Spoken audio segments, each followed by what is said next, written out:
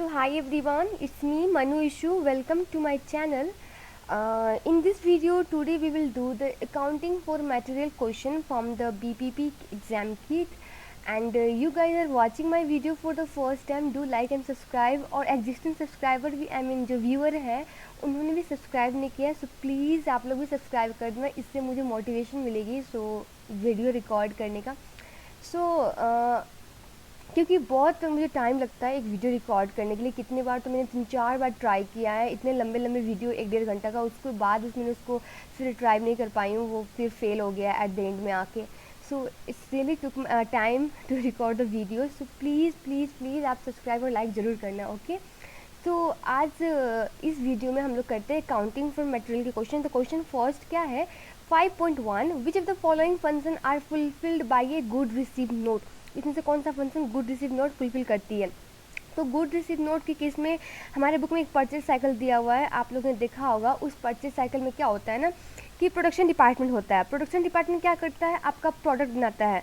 अगर उसके पास सामान है, मटेरियल है, तो वो तुरंत ही प्रोडक्ट बना देगा। अगर उसके पास सामान नहीं है, मटेरियल नहीं है, तो वो क्या करेगा कि एक डॉक्यूमेंट बना के स्टोर डिपार्टमेंट को भेजेगा कि मुझे ये सब सामान चाहिए प्रोडक्ट बनाने के लिए, मेरे पास नहीं है।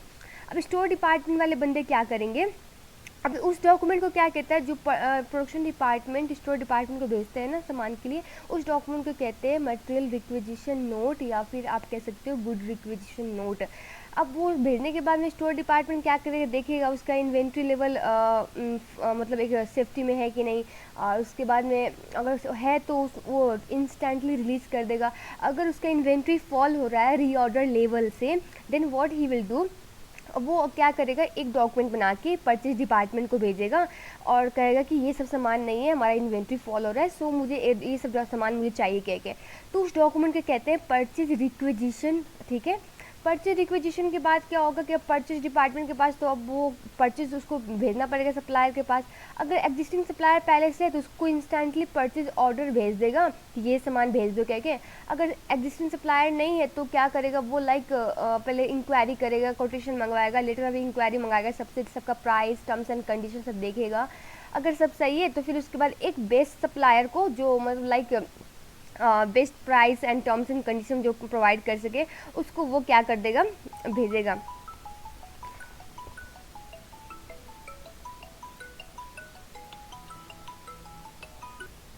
हाँ, तो अब क्या करेगा वो, सप्लायर को वो भेज देगा और परचेज ऑर्डर उस डॉक्यूमेंट को कहते हैं।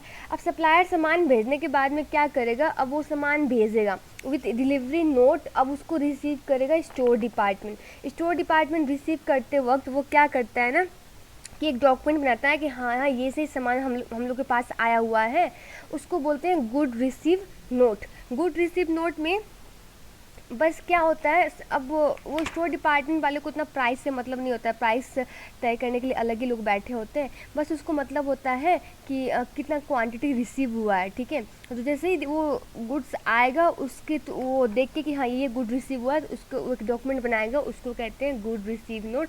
ये इंटरनल डॉक्यूमेंट होता है, ठीक है। तो अब भी क्वेश्चन पढ़ते हैं, ठीक है। ये इसका बताने का मतलब यही था मेरा। So provide information to update the inventory record on receipt of the goods. Exactly, a good receipt note आता है तो इट मीन्स हमारा इन्वेंट्री आ रहा है, रॉ मटेरियल आ रहा है, तो उसको अपडेट करना पड़ता है कि हाँ ये चीज़ें आई हुई है कह के, ठीक है। उसके बाद में सेकेंड, फर्स्ट ऑप्शन तो करेक्ट हो गया। सेकेंड क्या कहता है, provide information to check quantity on supplier invoice. Exactly ये भी करेक्ट है, क्योंकि उसको प्राइस से मतलब नहीं होता है, सिर्फ क्वांटिटी क्या आई है उससे उसको मतलब होता है। सो क्वांटिटी वो चेक करता है कि क्या क्या रिसीव हुई है, तो वो सेकेंड भी हमारा करेक्ट है। Provide information check the price on the supply invoice, नहीं, प्राइस से उसको कोई मतलब नहीं होता है। प्राइस फिक्स करने के लिए या फिर कोटेशन जब मंगाते हैं हम लोग प्राइस के लिए तो मंगाते हैं, क्या कहते हैं हमको बेनिफिट मिला उसके लिए तो मंगाते हैं, तो उसको प्राइस से कोई मतलब नहीं होता है क्या चार्ज हुआ, बस उसको क्वांटिटी से मतलब होता है। सो हमारा थर्ड ऑप्शन गलत हो गया। So option 1 and 2 is our correct answer. So question number 5.2, there are 27,500 unit part of number of X35 on order with suppliers and 16,250 unit outstanding on existing customer order. If the free inventory is 13,000 unit, what is the physical inventory? Okay. So free inventory का हमारा एक formula होता है, so मैं यहाँ पे लिख देती हूँ एक मिनट। हाँ, ओके। सो 5.2 का हमारा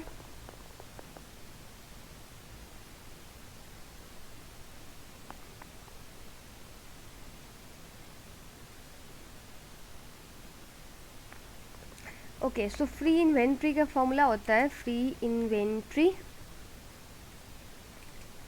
फॉर्मूला आपका है यूनिट्स इन इन्वेंट्री, ठीक है, plus units on order from supplier minus units outstanding on customers orders.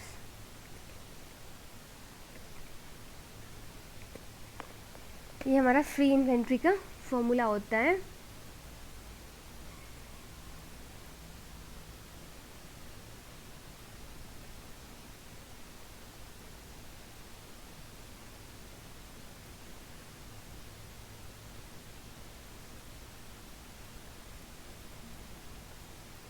क्या हो रहा है, ओके, ठीक है, ये फॉर्मूला हो गया हमारा। तो अब हम लोग वैल्यू पुट आउट करते हैं। फ्री इन्वेंट्री दिया हुआ है हम लोग को, फ्री इन्वेंट्री कितना है हमारा 13,000 unit equal to what is physical inventory, question पूछ रहा मतलब यूनिट इन द इन्वेंट्री, ठीक है, ये एक्स मान लेते हैं सपोज, एंड प्लस करते हैं unit on order from the supplier. अब सप्लायर से कितना ऑर्डर किया हम लोग ने 16 नहीं unit on order from supplier वो है 27,500 यूनिट, और माइनस अब करेंगे unit outstanding on customer order 16,250 दिया हुआ है कस्टमर ऑर्डर से। अब इसको सॉल्व करोगे you will get the value of x. So कितना आएगा आपको 13,000 प्लस 16,250 माइनस 27,500, सो 1750 आपका आंसर आ जाएगा एक्स का, ठीक है, ये आपका आंसर हो जाएगा।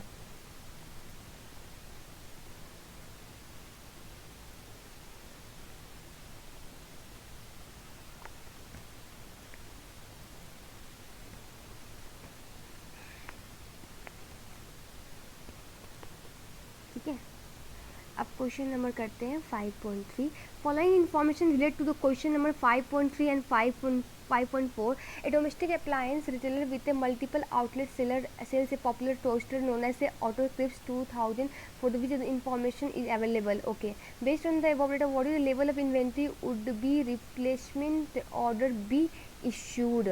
ओके, सो रिप्लेसमेंट ऑर्डर मतलब हमारा होता है रीऑर्डर लेवल, ठीक है, एंड रीऑर्डर लेवल का हमारा फॉर्मूला क्या होता है, maximum uses into maximum lead time, ठीक है, ये फॉर्मूला होता है हमारा। अब मैक्सिमम यूज़ क्या दिया हुआ है हमारा, मैक्सिमम यूज़ ये रहा, मैक्सिमम सेल्स ये रहा 95, ठीक है, और मैक्सिमम टाइम हमारा क्या है 12 to 18 डेज दिया हुआ है, ठीक है, तो हम लोग 18 डेज को लेंगे मैक्सिमम टाइम कंसिडर करके। तो कितना होगा 95 इंटू 18 करोगे तो यू विल गेट 1710, ठीक है, ये आपका रीऑर्डर लेवल यूनिट्स हो जाएगा।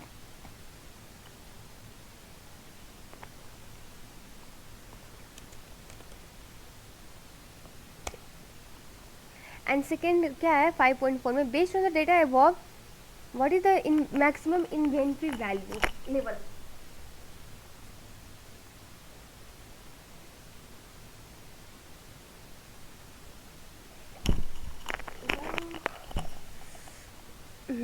तो मैक्सिमम इन्वेंट्री लेवल क्या है, अब इसकी भी फॉर्मूला है,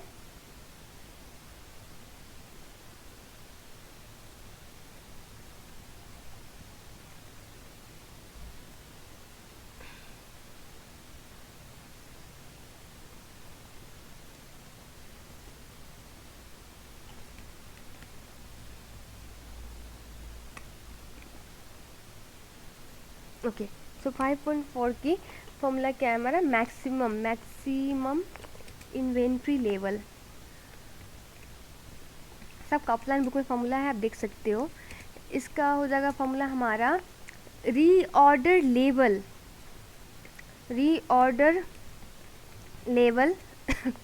then plus reorder quantity, reorder level plus reorder quantity, and we will minus minimum uses and into minimum lead time. ये हमारा फॉर्मूला हो जाएगा, ठीक है, मैक्सिमम इन्वेंट्री लेवल के लिए। अब सब कुछ दिया हुआ है, just we need to put a formula, और कुछ नहीं करना है इसमें।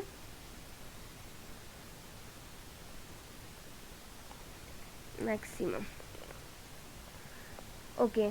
सो अब हम लोग करते हैं यहाँ पे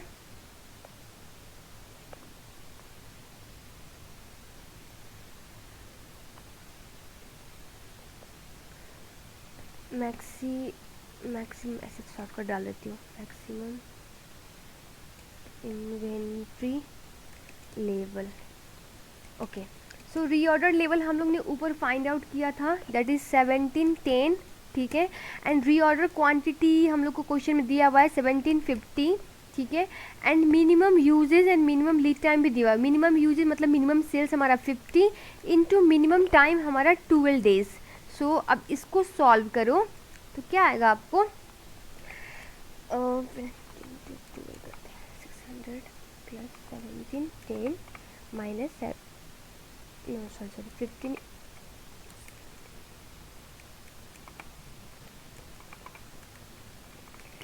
सो आई गॉट 2860 यूनिट्स, ठीक है। ये आपका आंसर होगा option C, okay. So question number 5.5, the annual demand for the item of inventory is 25,000 units. The cost of placing an order is 80 and the cost of holding an item in stock for 1 year is 15. What is the economic quantity to the nearest unit? ये चीज़ ध्यान देना, question क्या पूछ रहा है, nearest unit या क्या पूछ रहा है, ये ध्यान देना, ठीक है। सो EOQ पूछ रहा है तो EOQ का फॉर्मूला हम लोग को पता है, रूट अंडर स्क्वायर रूट डालती हूँ, ठीक है, स्क्वायर रूट, फिर इंटू करेंगे 2 इंटू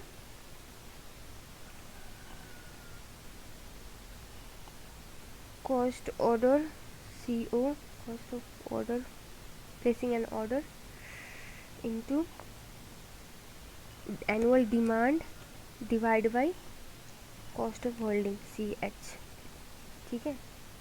ये CO मतलब ऑर्डरिंग कॉस्ट, ओके, ठीक है। ये फॉर्मूला हो गया।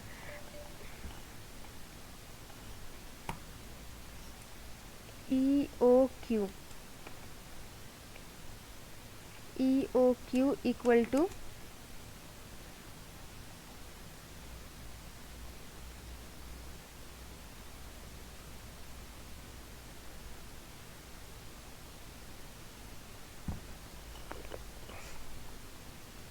अब हमारे पास कॉस्ट ऑफ ऑर्डरिंग क्या दिया हुआ है, 80 दिया हुआ है, 80, एंड एनुअल डिमांड वो भी दिया है 250 यूनिट, यहाँ 250 डाल दो, 2500, एंड कॉस्ट ऑफ होल्डिंग भी हम लोग को दिया है। So quite easy question. सो 15, अब कैलकुलेटर बस वैल्यू डालनी है, into 2500 divide by 15,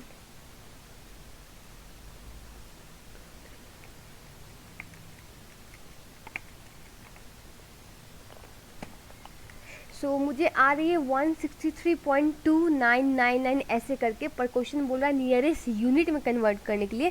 so we will omit the point, so we will only take the whole number 163 units, okay. ये हमारा आंसर हो जाएगा, okay. So question number 5.6, which of the following is the correct with regard to the inventory. Inventory के regarding कौन सा correct है, okay. Stock out arise when too little inventory is held. तो obvious अगर आप थोड़ा इन्वेंट्री रखोगे तो आपको जाहिर सी बात है आपका स्टॉक आउट राइज होगा, मतलब आपको मतलब इन्वेंट्री कम पड़ जाएंगी, उसका फिर बहुत सारा प्रॉब्लम अराइज होगा, लाइक जैसे कि कस्टमर आपका नहीं आएगा, फिर कस्टमर नहीं आएगा तो आपका लॉस ऑफ सेल्स होगा, फिर लॉस ऑफ सेल्स हुआ तो कंपनी की रेपुटेशन जाएगी, कंपनी रेपुटेशन में जाएगी, तो ऐसे बहुत करके बहुत सारे मतलब इशू हो जाएंगे। तो सो ये जाहिर सी बात है, अगर लिटिल इन्वेंट्री रख रहे हो तो you will have a problem of stock out arise. So second option, second safety inventory are the level of unit maintained in the case there is unexpected demand. Obvious ये भी correct है कि हम लोग सेफ्टी इन्वेंट्री रखते हैं जब unexpected demand हो उस केस में, तो ये भी आपका सही है. Reorder level can be establish by looking at the maximum usage and maximum lead time. ये हम लोग ने फॉर्मूला भी देखा, यहाँ पे लिखा हुआ है, देखो यहाँ पे ये रहा. तो जाहिर सी बात ये भी करेक्ट. तो तीनों हमारा ऑप्शन करेक्ट है. So means all three are correct. So 5.7, which is the economic batch quantity used to establish optimal okay. तो इसका आंसर बुक में आई थिंक गलत है. एज पर मी ये होगा इन्वेंट्री लेवल ऑफ प्रोडक्शन. ठीक है, इकोनॉमिक बैच क्वांटिटी से हम लोग वही मतलब फाइंड आउट करते हैं ना. रीऑर्डर क्वांटिटी में हम लोग क्या करते हैं कि कितना ऑर्डर प्लेस करना है इतना लेवल रीच करने के बाद में, है कि नहीं, रीऑर्डर क्वांटिटी. और इसमें इकोनॉमिक बैच क्वांटिटी में कि इन्वेंट्री लेवल ऑफ प्रोडक्शन को optimal inventory level of production वो हम लोग डिटरमाइन करते हैं. तो एज फॉर मी ये होना चाहिए, पर बुक में आंसर आई डोंट नो क्यों गलत है. आई थिंक शायद ऑर्डर क्वांटिटी दे रखा है. So 5.8, the demand for the product is 12,500 units for a 3-month period. Each unit of the product has a purchase price 15 and ordering cost of 20 per order placed. The annual holding cost of one unit product is 10% of purchase price. What is the economic order quantity nearest unit? Okay, so again same question है. Formula भी हम लोग एक copy paste कर लेते हैं. ठीक है. So now EOQ equal to square root into 2 into, अब हमारे पास कॉस्ट ऑफ ऑर्डरिंग क्या दिया हुआ है क्वेश्चन में. Cost of placing an order is 20 दिया हुआ है. Annual demand it's for 3 month period दिया, वो चीज़ ध्यान दें. 2500 3 महीने के लिए, हम लोग को पूरा साल के लिए चाहिए तो 4 से मल्टीप्लाई कर देंगे. ठीक है. And divide by cost of holding कितना दिया हुआ है. Cost of annual cost of holding of 1 unit product is 10% of the purchase price. So 10% into कर देंगे परचेज प्राइस कितना है हमारा दिया हुआ है क्वेश्चन में 15. अब इसको सॉल्व करो.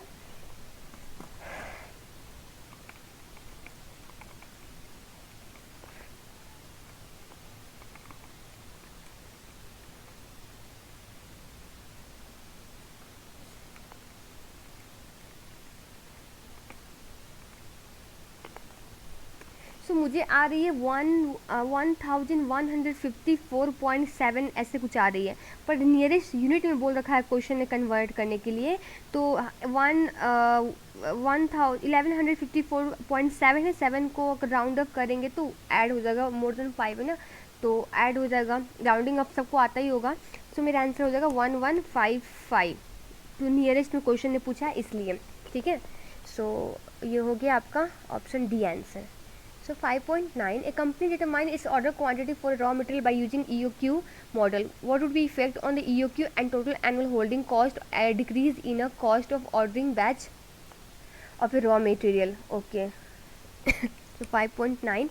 So आपको EOQ में क्या इम्पैक्ट आएगा एंड एनुअल होल्डिंग कॉस्ट में अगर ऑर्डरिंग कॉस्ट आपका डिक्रीज हो रही है तो EOQ का फॉर्मूला यही रहता है. ठीक है, यही हम लोग कॉपी पेस्ट करते हैं. ठीक है.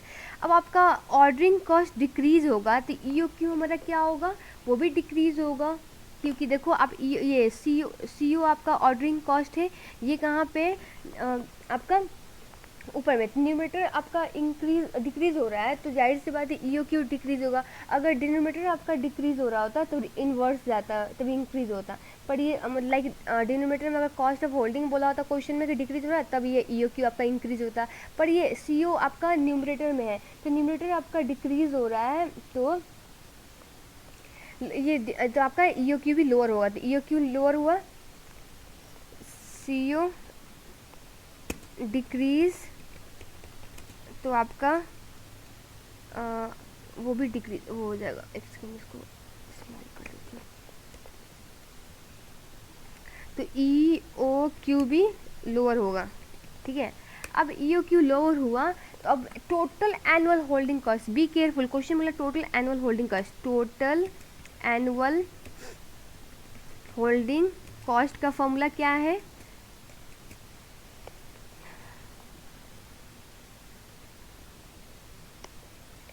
ओके ओके हाँ, cost of holding per unit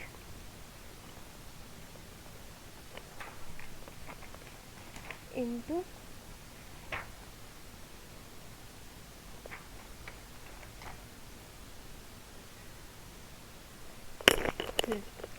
into हो जाएगा आपका EOQ डिवाइड बाई 2, इसका एवरेज लेते हैं, यही है फॉर्मूला, EOQ डिवाइड बाई 2, ये आपका फॉर्मूला है टोटल एनुअल होल्डिंग कॉस्ट का। ठीक है, तो अब देखो EOQ लोअर होगा तो EOQ यहाँ पे कहाँ पे, न्यूमरेटर में, यहाँ पे भी, तो एनुअल होल्डिंग कॉस्ट भी क्या होगा आपका, लोअर होगा। ठीक है, तो ये लोअर लोअर दोनों, so option D. Okay, question number 5.10, data relating to a particular store item as follow, what is the reordered level which avoid stock outrunning of the inventory? So 5.10 में हमारा reorder level का formula क्या था, ये रहा, इसी को copy paste कर लेती हूँ। सो रीऑर्डर मैक्सिमम यूजेस कितना दिया हुआ है, मैक्सिमम डेली यूजेस 520 यूनिट्स, ठीक है, इनटू एंड आपका मैक्सिमम लीड टाइम 10 to 15 लेंगे हम लोग मैक्सिमम वाला, तो इक्वल टू कितना हो जाएगा 520 इंटू 15, इसका फॉर्मूला बेस्ट है, क्वाइट ईजी है, 17800 यूनिट्स, ये क्वाइट सिंपल था, तो ऑप्शन सी आपका आंसर हो जाएगा। सो सेम क्वेश्चन, अच्छा ये अब 5.11, the material store control account for the company for which marks look like this, which of the following statement are correct. Okay, issue of direct material during the March is 80,000। Okay, तो issue of direct material का formula सबको पता होगा, I formula बोल रही हूँ, sorry, I mean journal entry. So 5.11 equal to, अगर material issue कर रहे हो डायरेक्ट तो हमारा क्या हो जाएगा, जर्नल एंट्री WIP डेबिट कर देंगे। ठीक है, सो WIP debit and material control account credit कर देंगे। ठीक है, WIP मतलब work in progress, direct material case में। ठीक है, तो डायरेक्ट मटेरियल WIP ये आपका डेबिट में जाएगा, और मटेरियल कंट्रोल अकाउंट के क्रेडिट साइड में, तो मटेरियल कंट्रोल अकाउंट के क्रेडिट साइड में WIP के नाम से कितना है 40,000, तो ये हमारा फर्स्ट ऑप्शन गलत है। सेकेंड क्या है, issue of direct material during March were 40,000, exactly 40,000 question में भी दिया हुआ है, सो ये हो जाएगा आपका 40,000 एंड ये भी हो जाएगा आपका 40,000। ठीक है, so now issue of direct material, indirect material, indirect के केस में क्या होता है, ये तो हो गया आपको डायरेक्ट के केस में। ओके, ये आपका डायरेक्ट के केस में हो गया। अब इनडायरेक्ट के केस में, इनडायरेक्ट मटेरियल के केस में आपका होगा प्रोडक्शन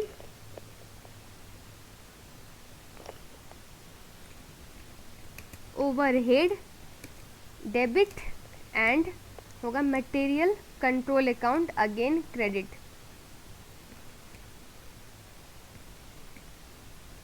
अब मटेरियल कंट्रोल अकाउंट के क्रेडिट साइड में ओवरहेड कंट्रोल अकाउंट के नाम से 12,000, तो 12,000 डालेंगे, और ये भी यहाँ पे 12,000। ओके, सो अब देखो कितना है 12,000। अब क्या बोला third option, issue of direct material during the March were 12,000, exactly तो करेक्ट है। सो हमारा 2 और 3 तो करेक्ट हुआ, अब 4 बचा।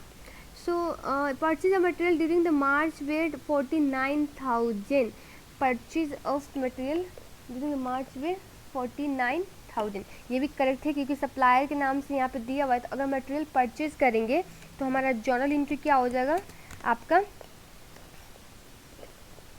मटेरियल कंट्रोल अकाउंट डेबिट 49,000 और सप्लायर के नाम से यहाँ पे आ जाएगा क्रेडिट 49,000। ठीक है, ये हो गया आपका। तो अभी ये material control account debit side में, डेबिट साइड में सप्लायर के नाम से 49,000, ये करेक्ट है। ठीक है, ये 18,000 बिल्कुल नहीं लेना, क्योंकि आप लोग देखोगे WIP 18,000, ये जो WIP है ना ये आपका उल्टा है, इसका मतलब आपका डायरेक्ट मटेरियल रिटर्न हुआ है। रिटर्न के केस में ये आपका उल्टा हो जाएगा, ये जर्नल एंट्री जो है ना रिटर्न होगा स्टोर से, तो ये आपका मटेरियल कंट्रोल अकाउंट डेबिट हो जाएगा, WIP क्रेडिट हो जाएगा। अगर यहाँ पे बोला होता return of direct material from store during March में 18,000, तो ये करेक्ट होता है। बट इशू की बात करिए तो इशू के केस में हमारा ये जर्नल एंट्री होता है, उसलिए फर्स्ट ऑप्शन गलत है। तो बाकी 3 राइट है, so it means 2, 3, 4 is our correct answer. So 5.12, manufacturing company uses 25,000 component at even rate during the year. Each order placed with supplier of the component is for 22,000 component, which is the economic order quantity. The company hold buffer inventory of 5,000 and the annual cost of holding component is inventory 2. What is total annual holding cost? Okay, so 5.12, ठीक है। तो total annual holding cost का formula क्या होता है ऊपर हम लोग लिखा था, cost of holding 1 unit into EOQ divide by 2 होता है, ठीक है। अगर बफर इन्वेंट्री है तो उस केस में ये फॉर्मूला यूज नहीं होगा, आपका हो जाएगा EOQ, यहाँ पे ब्रैकेट डालना पड़ेगा,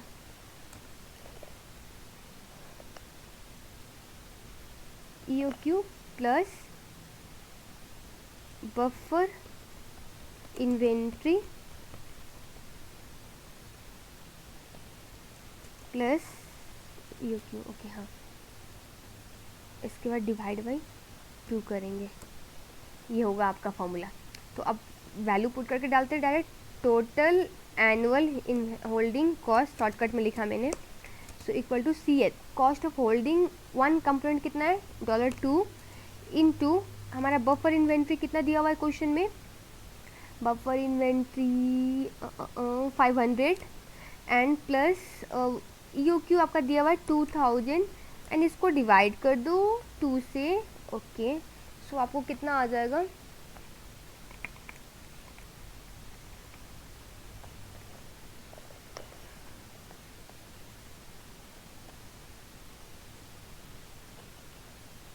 सॉरी ये आपका पूरा का 2 नहीं होगा, ये सिर्फ EOQ का 2 होगा, सॉरी हाँ, इट्स माय फॉल्ट। एक मिनट हाँ, ये आपका पूरा 2 नहीं होगा, इस EOQ को डिवाइड बाई 2 तब ये होगा आपका, ये मैंने गलती कर दिया, अब 2 ब्रैकेट क्लोज होगा, सॉरी। सो अब आंसर निकालो आपका 1000 एंड 1500, 3000 आ जाएगा आपका, ठीक है। Okay, so 5.13 company wishes to minimize its inventory cost. Order cost are 10 per order and holding cost are 0.1 per unit per month. If all company estimate annual demand to be 54 units, then what is the EOQ the nearest whole unit? Okay, तो EOQ का formula again हम लोग यहाँ से copy paste कर लेते हैं। Okay, so question number है आपका 5.13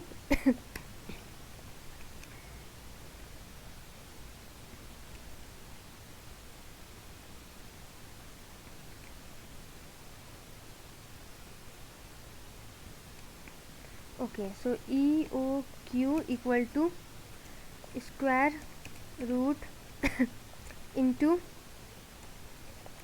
2 इंटू कॉस्ट ऑफ ऑर्डरिंग क्या है आपका 10 पर ऑर्डर, एनुअल डिमांड भी दिया है 54 और 100 unit, divide by cost of holding are 0.10 per month बोल रहा है, we need to convert it into year.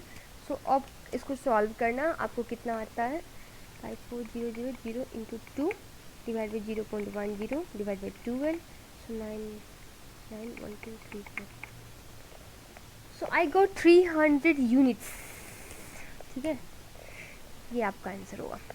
So question number 5.14, a particular component the reorder quantity is 6,000 unit and average holding inventory is 3,400 unit. Using the drop list board, select the level of safety inventory level in the whole unit. Average inventory is 34, reorder quantity is 16,000 unit. Using the drop list down, select the level of safety inventory in the whole unit. Okay, so 5.14 तो एक second, हाँ।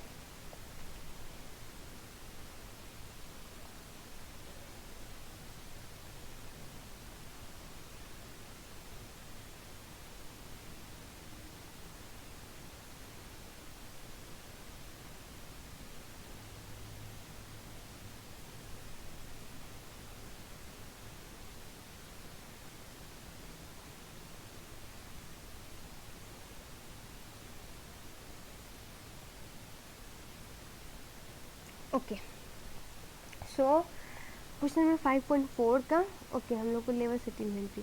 तो average inventory का formula होता है आपका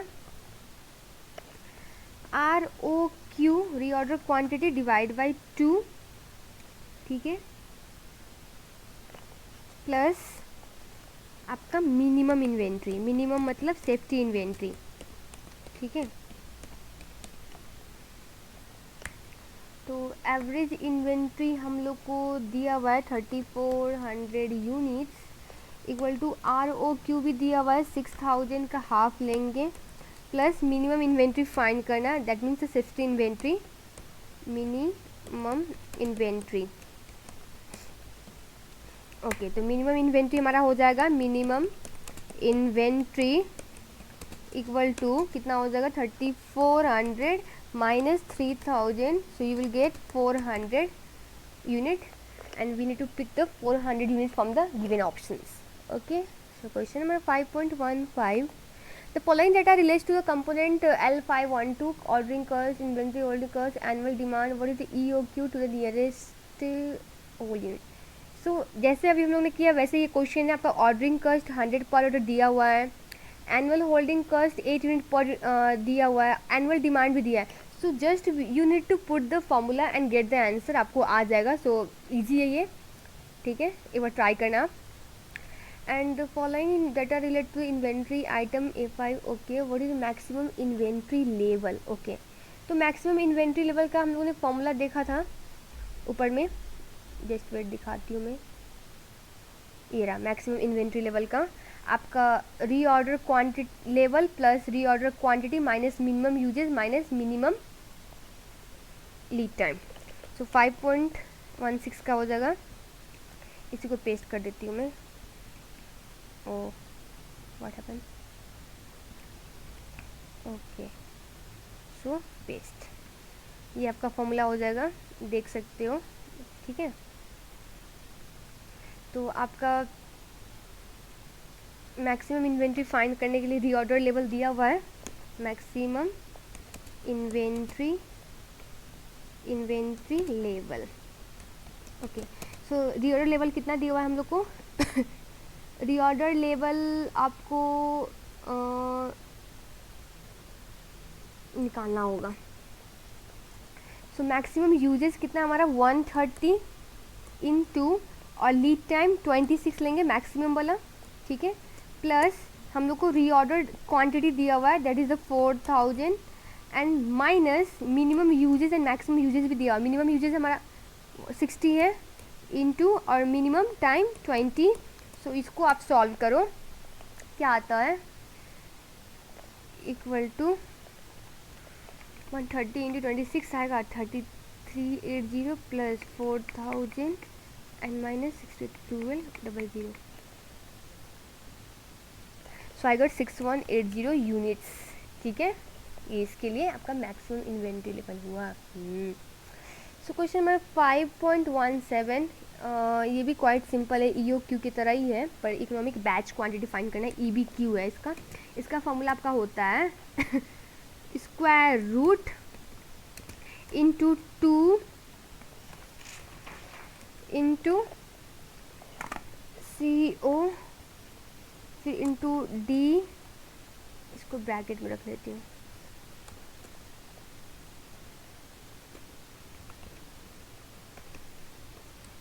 okay, and divide by आपका फिर ब्रैकेट में CH into 1 minus D divide by R। आप बुक से फॉर्मूला देख सकते हो, अगर इसमें समझ में नहीं आए तो मैं आपको बता देती हूँ सबका वैल्यू क्या क्या दिया हुआ है क्वेश्चन में, आप बस फॉर्मूला पुट करके आंसर निकालना, ठीक है। तो आपका यहाँ पे CO मतलब है सेटअप कॉस्ट, ठीक है।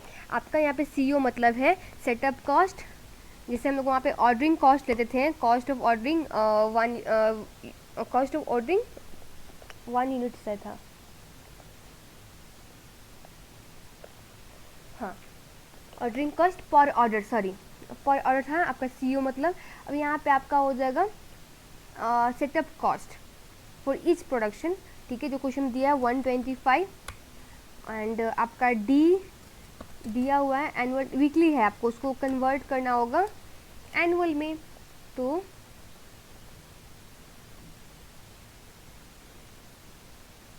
कितना हो जाएगा आपका 5000।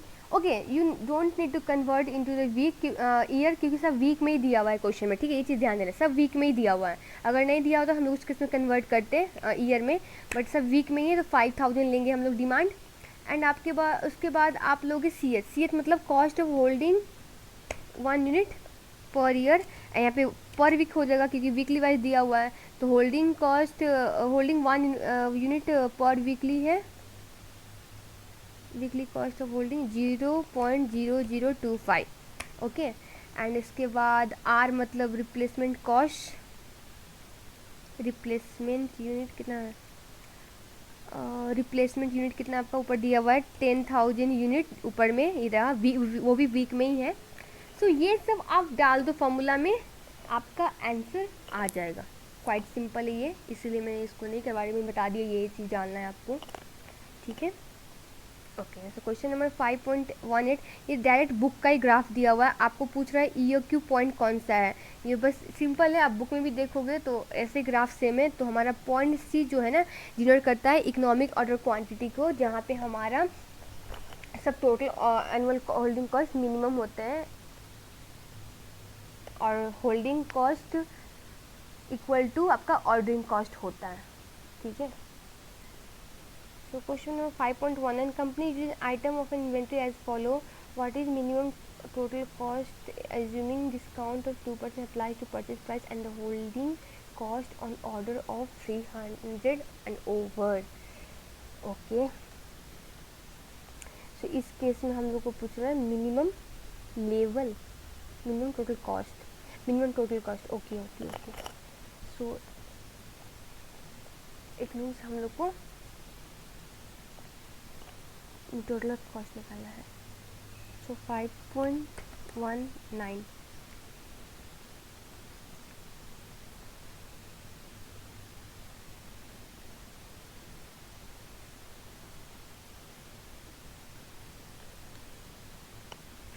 ओके। तो दो है, एक 160 यूनिट पे निकाला गया है एंड दूसरा है आपका 300 ओवर पे निकालना है हम लोग को टोटल कॉस्ट क्या क्या आ रही है, क्या क्या, ठीक है, तो निकालना है। एक तो चलो ये डालती हूँ आपका 160 यूनिट का, जहाँ पे आपका EOQ इक्वल टू 160 यूनिट है, और इधर आपका है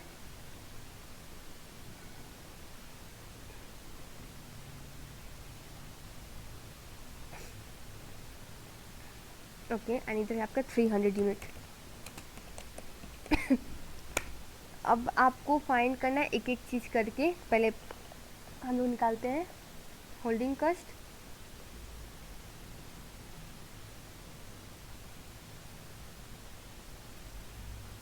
पहले परचेज कॉस्ट निकालते हैं। Purchase cost equal to, purchase cost कितना दिया है 25 पर यूनिट, कितना यूनिट हम लोग वो किया है, एनुअल डिमांड 1800 का, तो आपको कितना आ जाएगा ये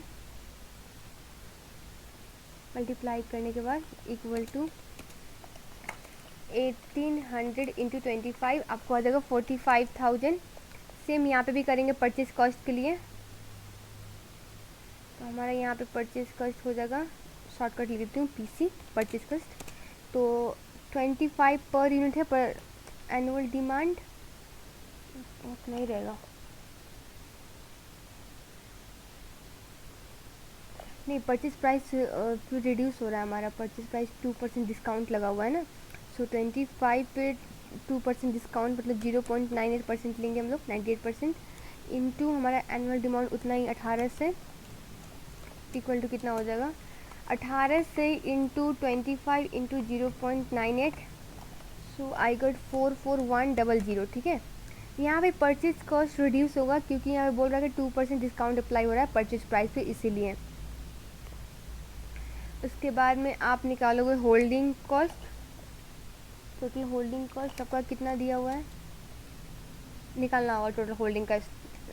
total holding cost equal to holding cost per unit क्या है हमारा 4.50 इंटू EOQ डिवाइड बाई 2 करते हैं ना। Holding cost EOQ 160 divide by 2 करेंगे तो कितना आएगा हमारा 360 आएगा।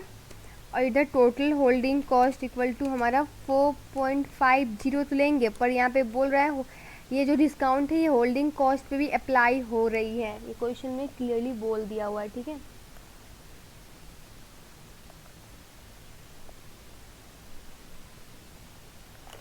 तो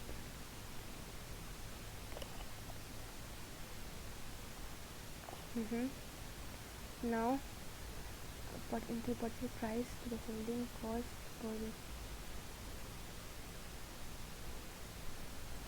4.50।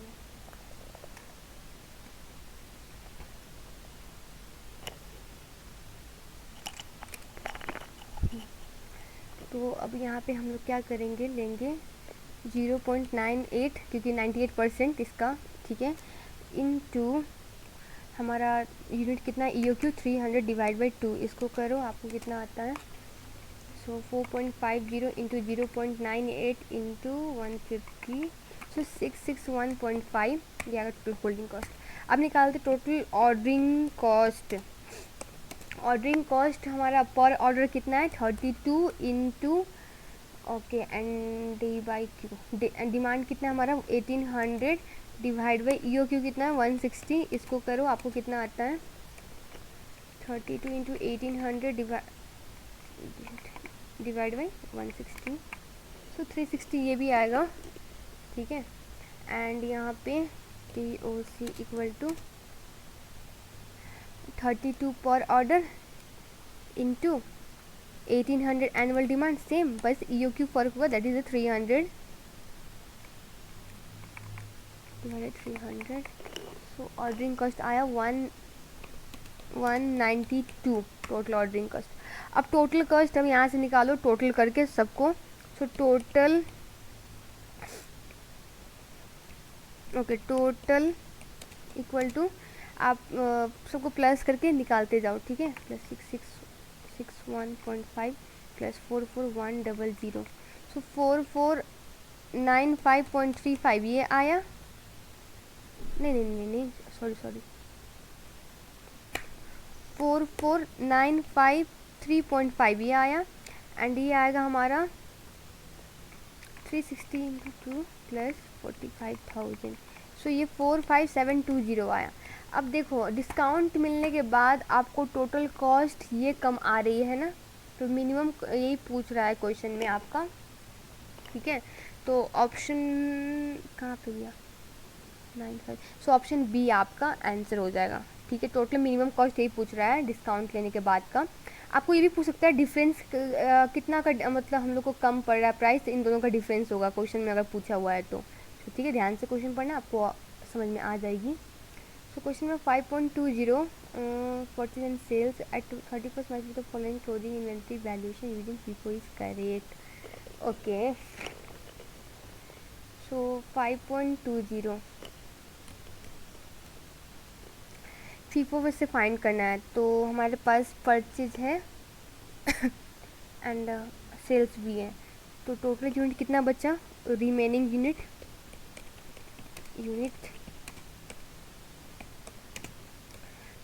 हमारे पास परचेज कितना है 4000 प्लस 1000 एंड 150, सबको ऐड कर तो कितना आएगा 4 + 1 5 6500 हमारा टोटल परचेज, एंड सेल कितना किया हम लोग ने 3000 एंड 3500 हम लोग ने सेल किया है, तो रिमेनिंग यूनिट कितना बच गया हमारे पास,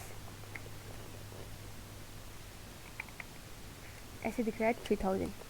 अब इसको हम लोग को क्लोजिंग इन्वेंट्री, ये हो गया यूनिट, क्लोजिंग इन्वेंट्री यूनिट। अब वैल्यूएशन करना है, तो अब देखो अब जो ये 3000 बचा होगा तो 1500 ये परचेज वाला बचा होगा, एंड लास्ट का 500 यहाँ से ये 1000 ये और 500 यहाँ से बचा होगा। तो इट मीन्स 500 ऊपर वाले में से 500 इंटू यहाँ पे निकालना होगा कॉस्ट पर यूनिट। 10,000 को डिवाइड कर दो 4000 से, तो आपको आ जाएगा 2500, सॉरी 4000 होगा 25, 2.5 आपका आएगा। प्लस करेंगे और हमारा 500 यहाँ से बचा तो 1000 ये भी बचा होगा, ठीक है। तो 1000 इंटू इसको भी डिवाइड करो, 2000 डिवाइड 1000 करोगे तो पर यूनिट कॉस्ट 2 आएगा, प्लस 1500 नीचे का तो पूरा का पूरा बचा होगा। 1500 इंटू 3750 डिवाइड बाई था 15 से 2.5 ये भी आया इंटू 500, 1000 का तो दिया ही हुआ है 2000 प्लस 37500, सो आई गॉट 7000। अब मैं समझाती हूँ कैसे किया। देखो टोटल परचेज कर लो आप एंड टोटल सेल्स। तो परचेज हमारा टोटल है 6500 और सेल है हमारा 3500, दोनों का डिफरेंस 3000 यूनिट हमारे पास क्लोजिंग इन्वेंट्री में है। अब इसको वैल्यू करना है। तो अब जो बचा होगा नीचे से ऊपर, फर्स्ट इन फर्स्ट आउट में पहले का इशू होता है, नीचे का जो बचा रहता है तो नीचे से करते हैं। ये 1500 यूनिट पूरा का पूरा बचा होगा, 1500 ये 3750 वहाँ से आया, ठीक है। ये 1500 इंटू मेरे कॉस्ट पर यूनिट निकाल के मल्टीप्लाई किया है, फिर ऐसे देख लो 3750 आएगा।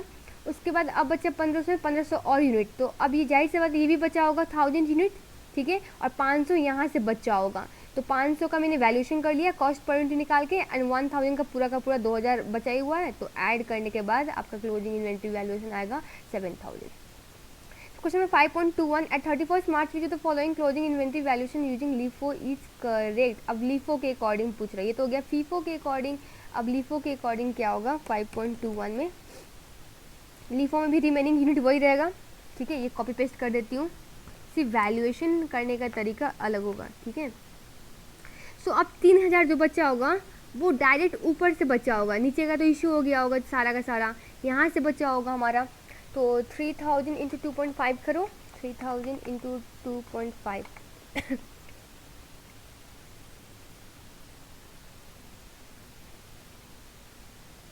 तो मुझे आंसर आया 7500। कैसे मैं बताती हूँ। तो ये क्लोजिंग इन्वेंट्री वैल्यूएशन हो जाएगा 3000 इंटू 2.5 इक्वल टू 7500। देखो अब लीफो में क्या होता है, ऊपर से नीचे आता है, नीचे का इशू होता रहता है, ऊपर का भी बचा रहता है पहले का। तो जो 3000 बचा होगा जाहिर सी बात ये 4000 में से बचा होगा, ये 1500 ये 1000 ये 2500 निकल गया, 1000 यहाँ से भी निकला होगा, 3000 यहीं से बचा होगा। तो कॉस्ट पर यूनिट निकाल लो और इंटू 3000 कर दो, 7500 आ जाएगा, ठीक है। अगर नहीं समझ में आया तो मुझे कमेंट सेक्शन में बोलना, मैं आपको समझा दूंगी, ठीक है। तो 5.22 ये आपका क्वेश्चन मिस्टेक है। आपको यहाँ पे क्वेश्चन में क्या मिसिंग है, एक मिनट बताती हूँ। आपका इस क्वेश्चन में ये यहाँ पे ये चीज़ ऐड होना होगा, ओके। ये 12 जनवरी का जो है ना, इसको आप बस बना दो रिसिप्ट, ठीक है। एंड बाकी जस के तस करो, आपको क्लोजिंग इन्वेंट्री का वैल्यूएशन आ जाएगा, ठीक है। ये क्वाइट सिंपल भी है, सबको पता होगा, F3 में पढ़ा ही होगा आप लोगों ने। तो बस ये 12 जनवरी को आप रिसिप्ट बना दो, आपको आंसर मैच कर जाएगा। ये बस मिस्टेक है इस क्वेश्चन में, प्रिंटिंग मिस्टेक, आपको आंसर मैच कर जाएगा, ओके। तो अब नेक्स्ट वीडियो में we will do the counting for the labour. So thank you guys for the watching my video, and again I am telling please subscribe, इससे मुझे motivation मिलेगी record करने के लिए, ठीक है। बिकॉज बहुत मेहनत लगती है, सच में बहुत मेहनत लगती है मुझे रिकॉर्ड करने में कभी कभी। So please subscribe and like and share among your friends. So thank you.